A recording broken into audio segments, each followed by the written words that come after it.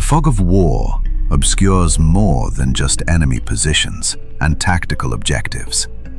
In the chaos of global conflict, when millions of young Americans found themselves thrust into foreign lands under unimaginable stress, the line between reality and perception often blurred beyond recognition. World War II saw military installations spring up across every continent. Hastily constructed bases, carved from Pacific jungles, erected on remote islands, and established in territories steeped in centuries of local folklore. These outposts, designed to project American power into the darkest chapters of human history, would themselves become the setting for encounters that defied conventional explanation.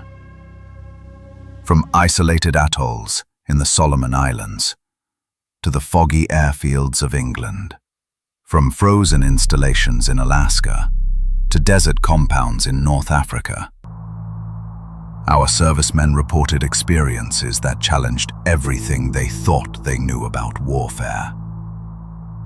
These weren't stories of enemy infiltration or equipment malfunction. These were accounts of something far more unsettling.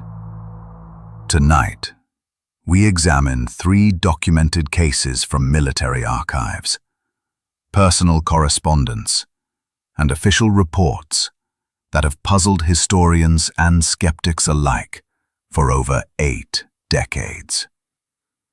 Each account comes with its own questions about reliability, psychological stress, and the human mind's capacity to process trauma in a war zone.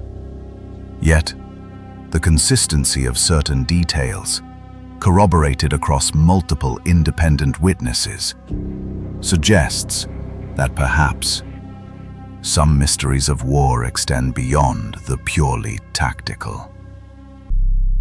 These are the stories that don't appear in official histories, the encounters that challenge our understanding of what our boys truly faced during humanity's darkest hour.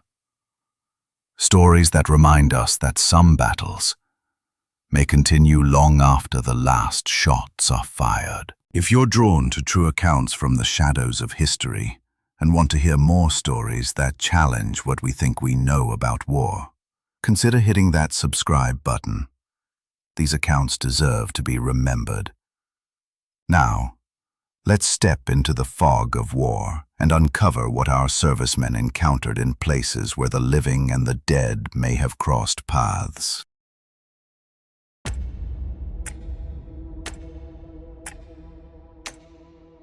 August 1943. The Solomon Islands campaign was reaching its crescendo, and American forces had successfully wrested control of a critical Japanese airfield on New Georgia Island. Munda Point, with its strategic coral runway, would serve as a launching pad for P-38 Lightning fighters, supporting the ongoing push toward the Japanese stronghold of Rabaul. The 347th Fighter Group had moved in quickly to establish operations. The base itself was a study in military efficiency, born from necessity, hastily converted from its previous Japanese construction, with American ingenuity filling the gaps where enemy engineering left off. Coconut palms, many bearing fresh scars from recent combat, swayed in the constant trade winds that carried the mixed scents of aviation fuel, rotting vegetation, and ever-present salt spray from the surrounding lagoons. But it was during the night watches, under total blackout conditions, designed to hide the base from prowling Japanese bombers, that something began to trouble the men of the 347th. Staff Sergeant Michael Mick O'Brien was a seasoned ground crew chief from Boston, Massachusetts, the kind of non-commissioned officer the Army Air Forces built its reputation on. Methodical, unflappable, and completely focused on keeping aircraft mission-ready. Which is why his personal diary entry from August 23, 1943, discovered decades later among his personal effects, carries particular weight. O'Brien wrote, "Something ain't right about the night watch at Hangar 3. Tommy Kowalski swears he's seen the same Jap soldier 3 nights running, standing at the tree line near the fuel depot. Always the same spot, always around 0200 hours. Command says it's impossible. We swept that sector clean weeks ago. And besides, no Jap would be stupid enough to stand in the open like that." Kowalski, a farm boy from Nebraska serving as an aircraft mechanic, had initially kept quiet about his sightings. In the close quarters of military life, being known as the guy who sees things was a reputation no soldier wanted. But the consistency of what he observed finally compelled him to share his concerns with his squad leader. O'Brien continued in his diary, "But here's the thing that gets me. I decided to check it out myself last night. Sure enough, around 2 in the morning, I see this figure in what looks like an Imperial Army uniform, just standing there maybe 50 yards out from the fuel dump. I grab my M1 carbine and start moving toward him, calling for identification in both English and what little Japanese we'd picked up. The equatorial night was thick with humidity, the kind that made uniforms stick to skin and caused metal equipment to sweat with condensation. The only sounds should have been the distant crash of waves against the figure turns to look right at me," O'Brien wrote, "and I swear on my mother's grave, this soldier looked wrong somehow. Too pale, too still, like he was carved from soap instead of flesh and bone. I blinked, maybe rubbed my eyes from the humidity, and when I looked again, nothing. Vanished like smoke. But Tommy was right about one thing. The man had no shadow under that moonlight. No shadow at all." Over the following weeks, 5 additional servicemen reported similar encounters. Master Sergeant William Hayes, the base's senior non-commissioned officer and a veteran of the First World War, documented the sightings in his official reports to command. Hayes was careful to frame them as possible enemy reconnaissance requiring investigation. But his private notes, discovered in military archives decades later, revealed his growing concern about the psychological impact on his men. The phantom Sentinel appeared with increasing frequency as August turned to September. Security patrols began reporting equipment mysteriously moved overnight. Ammunition boxes restacked in perfect formations. Tools relocated to positions that made no tactical sense. Fuel barrels arranged in geometric patterns that defied any military protocol. Most unsettling were the muddy footprints discovered each morning, leading from the jungle edge directly to Hangar 3, then simply stopping at the building's concrete wall, as if the figure had walked through solid matter. Witnesses consistently reported the same phenomena. A noticeable drop in temperature whenever the figure appeared, despite the tropical climate that rarely varied more than a few degrees between day and night. The silence was perhaps more unnerving than any sound. The complete absence of the insects, lizards, and small mammals that normally created the soundscape of a Pacific Island evening. Corporal James Mitchell, a radio operator from Detroit, Michigan, provided the most detailed encounter. On the night of September 2nd, Mitchell was found unconscious at his guard post near Hangar 3. Upon regaining consciousness in the base medical tent, Mitchell reported approaching the familiar figure with the intention of finally solving the mystery that had been plaguing the base.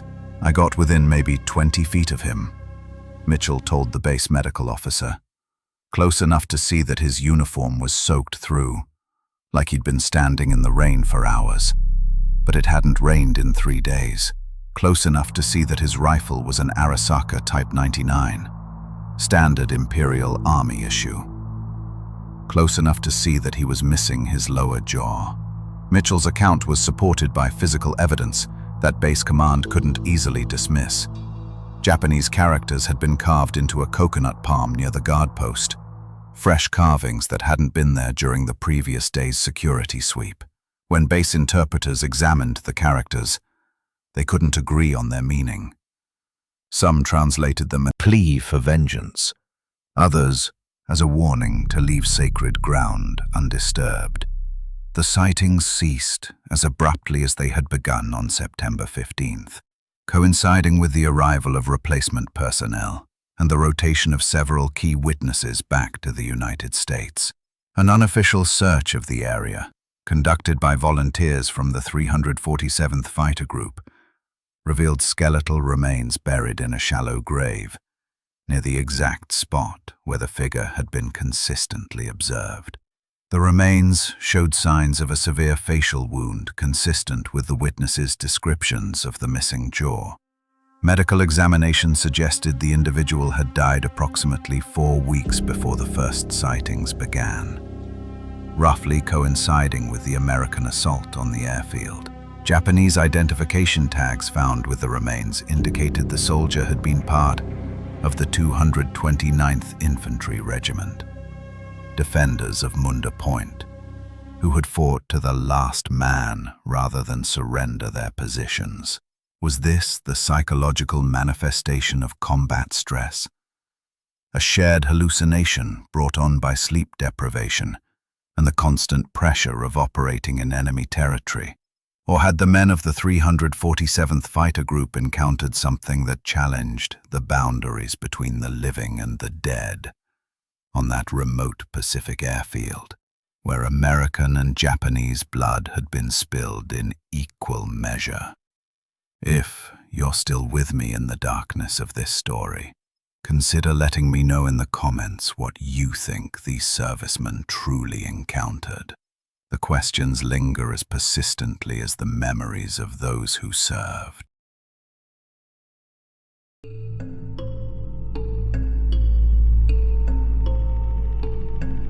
Winter, 1944. The flat farmlands of Lincolnshire, England, had been transformed into a network of airfields, supporting the Allied strategic bombing campaign against Nazi Germany. RAF Metheringham served as home to No. 106 Squadron, flying Avro Lancaster heavy bombers on nighttime raids deep into the heart of the Third Reich. The airfield exemplified the hurried construction that characterized Britain's wartime expansion. Temporary buildings and Nissen huts were scattered across former farmland, connected by narrow roads that turned to mud with each North Sea storm.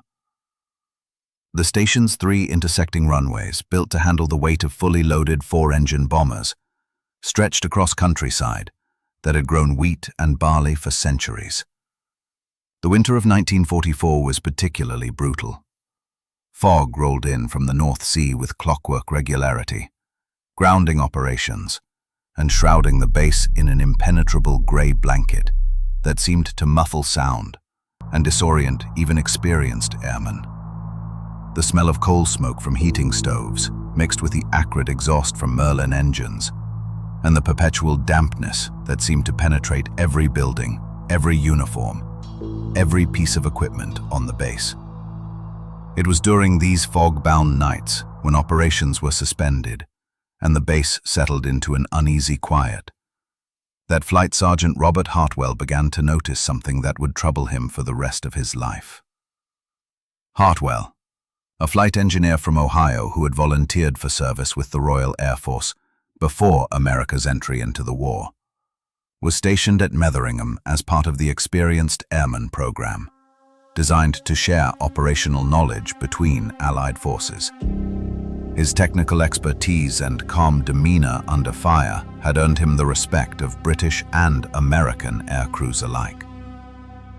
In a letter to his wife Margaret, dated January 18, 1945, Hartwell wrote, "Dearest Margaret, I must tell you about something that's been troubling the lads here at Metheringham.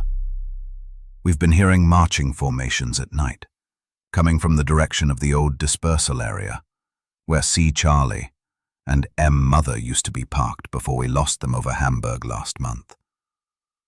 The dispersal area Hartwell referenced had been the hard-standing positions for 2 Lancaster bombers that had failed to return from a particularly devastating raid on Hamburg's industrial district. Sea Charlie, piloted by Flight Lieutenant Thomas Morrison, had been shot down by night fighters over the target. Mother, under the command of squadron leader James Whitfield, had been last seen trailing smoke and losing altitude somewhere over the North Sea. Neither aircraft nor crew had ever been recovered. Hartwell continued. It starts around midnight. Always the same cadence, left, right, like a full crew making their way to their aircraft for a night operation. Nothing there but empty hardstanding and fog thick as wool. The marching followed a specific pattern, according to multiple witnesses. It would begin at the crew quarters, proceed along the perimeter track to the dispersal area, then stop abruptly at the hardstanding, where the missing aircraft had been parked. The sound was consistent with 7 men walking in loose formation, the exact complement of a Lancaster bomber crew. Last Tuesday, Hartwell wrote to his wife. Young Pilot Officer Williams swore he heard his navigator calling out wind readings and airspeed calculations. But Williams's navigator bought it 3 weeks ago when their kite went down over the Ruhr Valley. The peculiar thing, love, is that it's always 7 sets of footsteps. Never 6, never 8, always 7. The exact number of men needed to operate a Lancaster. Williams, barely 21 years old and on his 15th operational mission, had been paired with Flight Sergeant Peter Davies, a navigator from Wales with an uncanny ability to find targets through the heaviest flak and cloud cover. Davies had been killed when their bomber took a direct hit from anti-aircraft fire over Essen. Williams had managed to bring the damaged aircraft home, but Davies had died en route, bleeding out over his navigation charts, while still calling out course corrections. The phenomena at Metheringham intensified following periods of heavy losses. Maintenance crews began reporting unexplained changes to aircraft parked in the dispersal areas overnight. Cockpit controls would be found adjusted to pre-flight positions on bombers that hadn't flown in days. Navigation equipment would be set to headings that corresponded to targets deep in German territory. Most unsettling were the personal effects that would appear, scattered around empty aircraft. Thermos flasks still warm with coffee, despite having sat in freezing temperatures for hours. Navigation charts, with courses plotted to cities that had already been reduced to rubble. Ground Crew Chief Albert Morrison, no relation to the lost pilot of Sea Charlie, documented these incidents in his maintenance logs with the methodical precision of a career non-commissioned officer. Morrison had served with the Royal Flying Corps in the previous war and had seen enough combat to distinguish between equipment malfunction and something beyond conventional explanation. February 15th, 1945, Morrison wrote in his official log. Conducted routine pre-dawn inspection of aircraft in dispersal area Baker. Found cockpit of Lancaster W4827 configured for night operations, despite aircraft being grounded for engine maintenance. All 4 throttle levers set to takeoff position. Mixture controls rich. Propeller pitch fine. Navigation equipment tuned to German radio beacons. Operations. The wail of air raid sirens from coastal towns. The crunch of boots on frost-covered concrete. But witnesses described something else. The overwhelming smell of coffee, cigarettes, and aviation fuel that would suddenly materialize around empty dispersal pads. The sound of Merlin engines warming up could allegedly be heard, though no aircraft were scheduled for operations, and ground crews confirmed that all bombers remained powered down. Squadron leader Davies, a different Davies than the lost navigator, conducted an official investigation in early March 1945 after control tower personnel reported radio communications from an unidentified aircraft. The transmission had come at 0300 hours on March 3rd, using the call sign L London, the identification of a bomber that had been shot down over Berlin 2 months earlier. The control tower log recorded the following exchange. Metheringham Tower, this is L London, requesting permission for takeoff. L London, this is Metheringham Tower. You are not authorized for operations. Identify your position.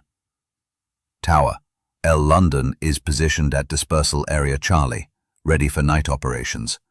We have a job to finish. L London, return to your hard standing. You are not cleared for takeoff. No further communications were recorded, and no aircraft was visually confirmed on the runway. However, ground radar operators reported a contact consistent with a 4-engine aircraft departing the airfield at approximately 0315 hours, heading southeast toward the continent. The contact faded from radar screens after 5 minutes and was never explained by official investigation. The incidents at RAF Metheringham ceased with the end of European air operations in May 1945. The base was gradually reduced to caretaker status as squadrons were reassigned or disbanded. However, base records document one final anomaly that has never been adequately explained. On VE Day, May 8, 1945, as celebrations erupted across the airfield, and aircrews who had survived the strategic bombing campaign raised toasts to their fallen comrades, several witnesses reported seeing a formation of 7 Lancasters flying a victory lap around the base. The aircraft allegedly carried the identification codes of bombers lost throughout the squadron's operational history, including C Charlie, M Mother, and L London. If the testimonies are to be believed, the Phantom formation maintained perfect discipline as it circled the airfield once, then headed east toward the rising sun, never to be seen again. Were these manifestations simply the psychological pressure of survivor's guilt, the minds of exhausted airmen processing the statistical reality that they had cheated death while better men had not? Or had RAF Metheringham become something more? A way station where crews who had made the ultimate sacrifice refused to stand down from their final mission.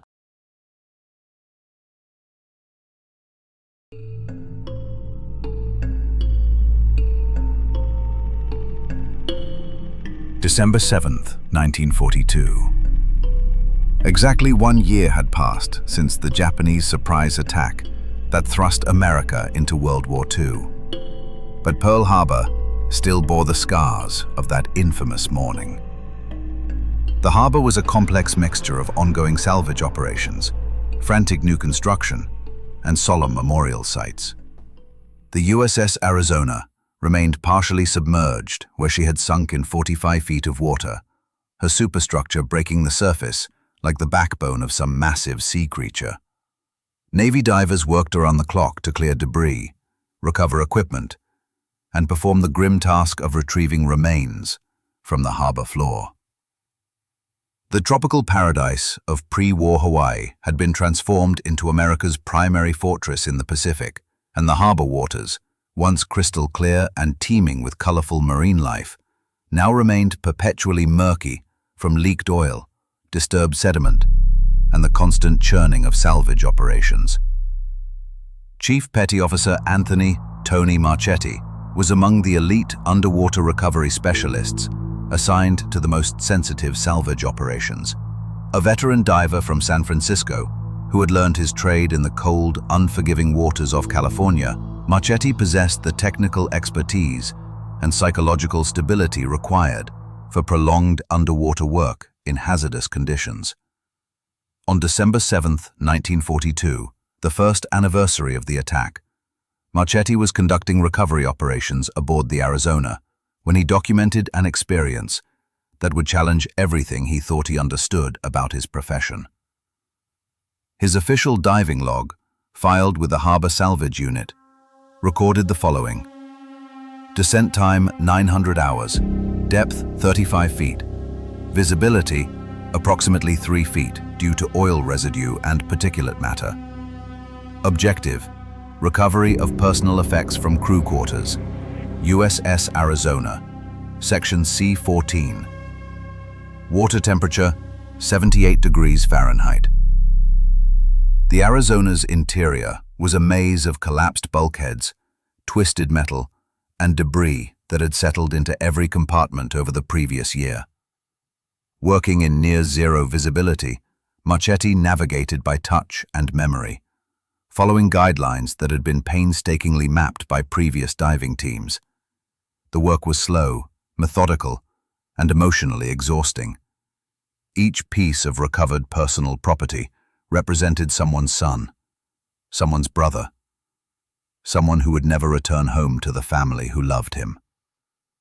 At approximately 9:30 hours, Marchetti's log continued, while working to clear debris from a collapsed bulkhead near what had been the enlisted men's mess. I began hearing what appeared to be voices coming from within the ship's hull. Initially dismissed this as nitrogen narcosis or equipment malfunction, but the voices were distinct and coherent. Multiple male voices engaged in what sounded like routine shipboard communications. Nitrogen narcosis, commonly known as rapture of the... But Marchetti was operating at only 35 feet, well within safe limits for experienced divers, and had never previously experienced symptoms of nitrogen poisoning. Most disturbing was the clarity of the voices, Marchetti wrote. I could make out individual words and phrases. All hands to battle stations. Incoming aircraft bearing 320. Damage control to frame 85. These were not recordings or equipment interference. They were human voices, speaking in real time, as if the crew was still at their stations, still fighting the battle that ended a year ago today. The USS Arizona had been home to 1,177 officers and enlisted men on the morning of December 7, 1941, when Japanese armor-piercing bombs penetrated her forward magazine. The resulting explosion had been visible from miles away, lifting the 32,000-ton battleship partially out of the water before settling back into the harbor floor. 1,102 sailors and Marines died instantly, or were trapped in compartments that would become their tomb.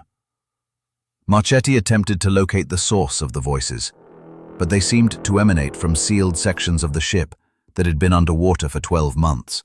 No air pockets existed where men could survive, yet the communications continued for approximately 15 minutes before fading to silence. The diver noted that the voices followed a specific pattern, routine status reports, that gradually intensified to emergency damage control procedures, then stopped abruptly.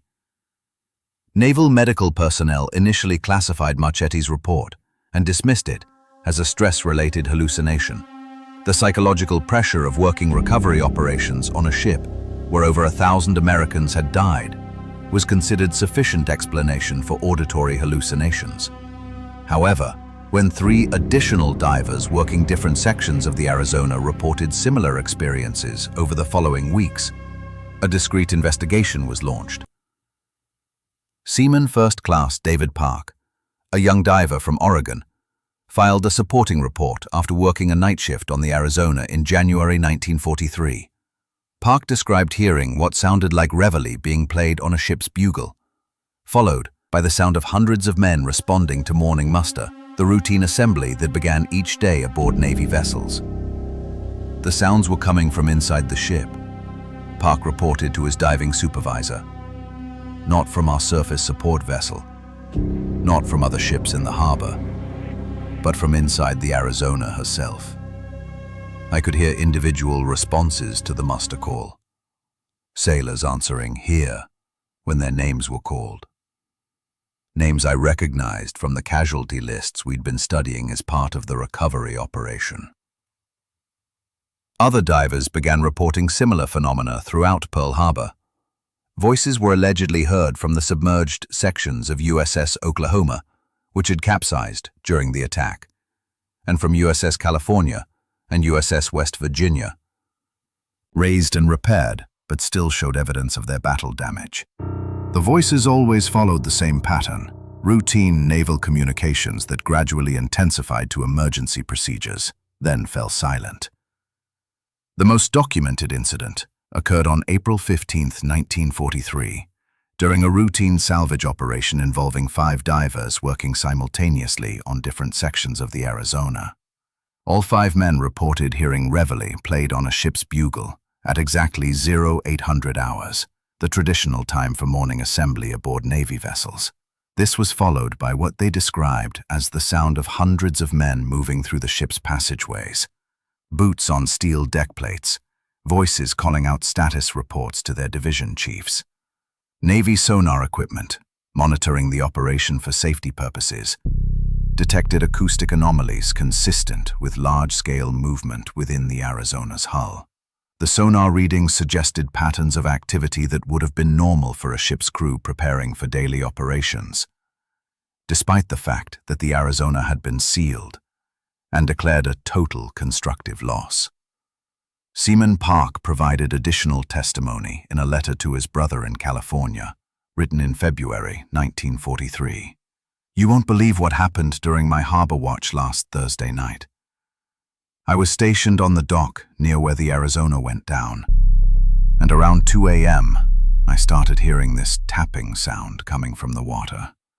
Slow, deliberate, like Morse code being transmitted on the ship's hull." Park had learned Morse code during basic training at Naval Station Great Lakes, and he claimed the tapping was spelling out names, crew members' names from the Arizona's muster roll. Names of men who had died in the attack over a year earlier. The tapping allegedly continued for 20 minutes, always the same rhythm, always the same names. When it stopped, Park reported that the water above the wreck began to emit a faint phosphorescent glow. Not bright, but sufficient to illuminate the sunken battleship's outline beneath the surface, like someone was running battle lights inside a ship that's been dead for over a year. Park wrote to his brother. The underwater voices of Pearl Harbor were reported sporadically throughout the war, with incidents declining significantly after 1945 as salvage operations were completed and the harbor returned to routine naval operations. However, modern Navy divers conducting routine maintenance on the Arizona Memorial have occasionally filed reports of unexplained acoustic phenomena that bear striking similarity to the wartime accounts. The official position remains that these incidents result from water pressure changes, thermal currents, and the natural expansion and contraction of metal structures exposed to saltwater corrosion. Marine biologists have suggested that certain species of fish and crustaceans living within the wreck might produce sounds that could be interpreted as human voices under specific acoustic conditions. Yet the consistency of witness testimony spanning 8 decades raises questions that traditional explanations struggle to address. Over 1,100 sailors and Marines remain entombed within the Arizona, their final resting place now a national monument, visited by millions of Americans who come to honor their sacrifice. If these accounts are to be believed, perhaps some of those sailors are still standing watch over the harbor they died defending. Perhaps December 7, 1941, never really ended for the men of the USS Arizona. They remain at their battle stations, ready to repel an attack that concluded over 80 years ago. Were the voices simply the harbor's way of processing collective trauma? Or do some battles continue long after the last shots are fired? The questions echo through the waters of Pearl Harbor, like the voices that may still call out from the depths.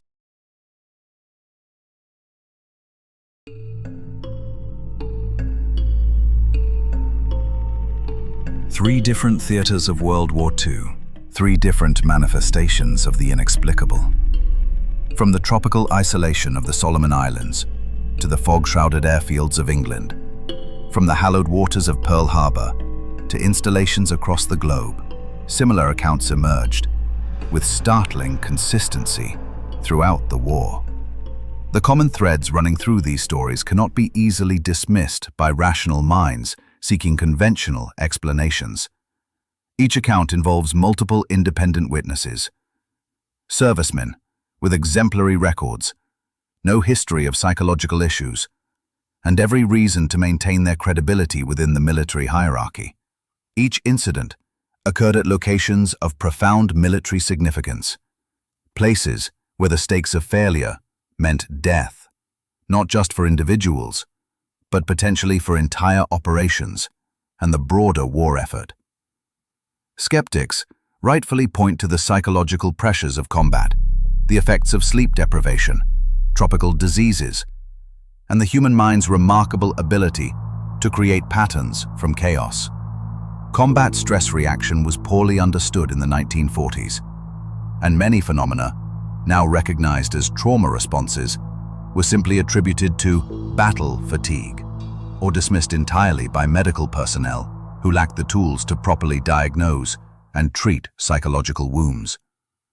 The isolation of many wartime installations compounded these pressures. Young American men, far from home and family, found themselves stationed in remote locations where the boundary between civilization and wilderness remained thin. The constant proximity to death, whether from enemy action, equipment failure, or simple accident, created an atmosphere where the extraordinary might seem not only possible, but inevitable. Yet the specificity of these accounts, the consistency of details across thousands of miles and completely separate military units, suggests something more complex than simple hallucination or shared delusion. Perhaps these installations, constructed hastily in the midst of humanity's greatest conflict, became focal points for energies we still don't fully understand. Perhaps the intensity of human emotion, fear, courage, sacrifice, and loss, can leave imprints on physical locations that transcend our conventional understanding of mortality. The men who served at these bases were ordinary Americans, thrust into extraordinary circumstances. They had left behind families, careers, and peaceful communities to stand watch against fascism in the most remote corners of the earth. Farm boys from the Midwest found themselves defending Pacific atolls they couldn't have located on a map before the war. City kids from industrial centers learned to maintain complex aircraft in environments that challenged every assumption they'd held about comfort and safety. The psychological toll of that service, combined with the constant weight of protecting not just their own lives, but the survival of democratic civilization itself, may have created conditions where the boundary between the living and the dead became permeable. These young men carried responsibilities that would have crushed previous generations, and they did so with a quiet professionalism that defined what we now remember as the greatest generation. These stories remind us that war extracts costs beyond the merely physical. The ghosts of conflict, whether literal or metaphorical, continue to inhabit the places where young Americans faced the ultimate test of courage and character. Perhaps what these servicemen encountered was not supernatural at all, but simply human, the echo of sacrifice that transcends our limited understanding of life, death, and the bonds forged between men who trust each other with their lives. The official records remain classified in many cases. The witnesses have largely passed into history, and the installations themselves have been decommissioned, repurposed, or returned to the jungle and farmland from which they emerged. But the questions linger, as persistent as the memories of those who served, and as haunting as the voices they claim to hear in the darkness. If you've stayed with me through these accounts, take a moment to consider the price paid by young Americans who stood guard in places where few would choose to venture. Their service, whether witnessed by the living or the dead, deserves our remembrance and respect. Some battles are fought with bullets and bombs, others with courage and determination. But in the remote outposts where free Americans stood guard against tyranny, a different kind of conflict may have unfolded. One between the living and the dead, between what we know and what we fear to acknowledge. The fog of war conceals many things, but perhaps the most unsettling revelation is that some soldiers never received orders to stand down. If these stories have moved you to remember those who served, consider subscribing for more true accounts from the shadows of history. And if you know a veteran whose stories deserve to be heard, let me know in the comments below. These voices from the past deserve to echo forward into the future. Disclaimer: these stories are presented as submitted accounts and historical legends based on archival research, personal correspondence, and witness testimony. All accounts are presented for historical and educational purposes. Interpretations of these events may vary, and viewers are encouraged to form their own conclusions about the nature of these reported phenomena. The experiences described reflect the testimony of military personnel and should be considered within the context of wartime conditions and the psychological pressures faced by service members during World War II.